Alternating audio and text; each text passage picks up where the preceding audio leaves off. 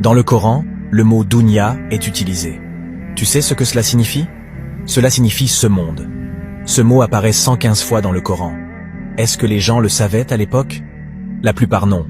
De même, le mot l'au-delà est également utilisé 115 fois. Les mots ange et diable reviennent respectivement 88 fois.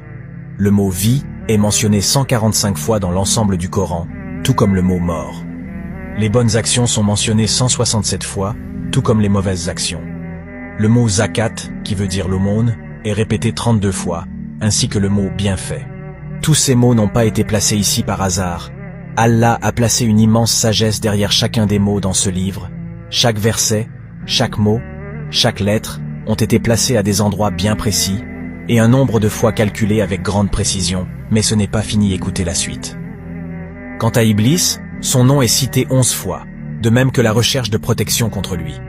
La phrase « ils disent » apparaît 332 fois, tout comme le mot « dit » prononcé dans le Coran.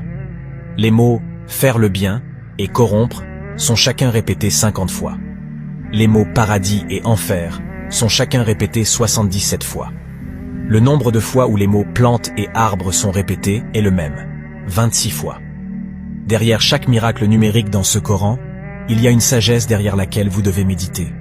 Comment est-il possible que sur une période de 23 ans, le mot « moi » ne soit utilisé que 12 fois, et les mots « jour » ne sont mentionnés que 365 fois?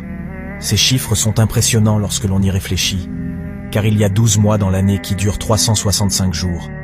Peut-on réellement croire que tout cela est le fruit de l'humain? Impossible. Le Coran est bien trop précis et parfait pour être la création d'une créature terrestre. Le Coran que nous avons entre les mains est la seule parole divine sur terre. C'est un trésor précieux, un cadeau immense d'Allah. Nous avons la chance extraordinaire de vivre à une époque où nous pouvons observer les miracles de ce livre et voir les prophéties se réaliser sous nos yeux. En nous rapprochant du Coran, nous nous rapprochons d'Allah lui-même. C'est une connexion directe avec notre Créateur, une source de guidance et de sagesse infinie. Chaque page renferme des enseignements profonds et une lumière incommensurable. En embrassant le Coran, nous nous enrichissons spirituellement et nous trouvons la paix intérieure. C'est un guide complet qui nous montre la voie du paradis. En l'étudiant attentivement et en l'appliquant dans notre vie quotidienne, nous nous rapprochons davantage d'Allah. Le Coran est un trésor à préserver et à honorer. Plongeons dans ses enseignements, méditons sur ses versets et laissons sa lumière éclairer notre vie. N'oublions jamais l'importance du Coran et accordons-lui le respect qu'il mérite.